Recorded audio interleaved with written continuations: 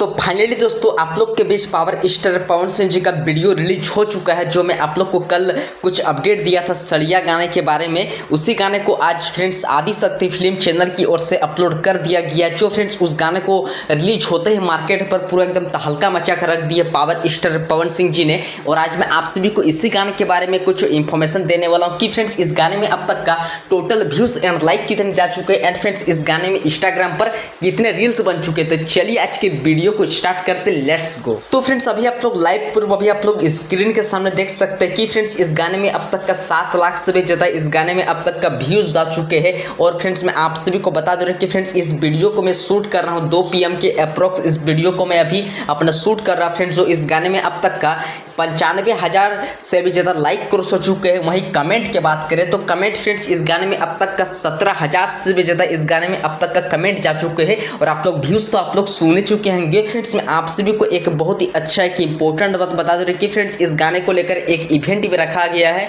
लखनऊ में। जो सभी लोग रील्स क्रिएटर एंड जितने भी यूट्यूबर न्यूज वाले सभी लोग आज इस इवेंट में पहुंचने वाले हैं।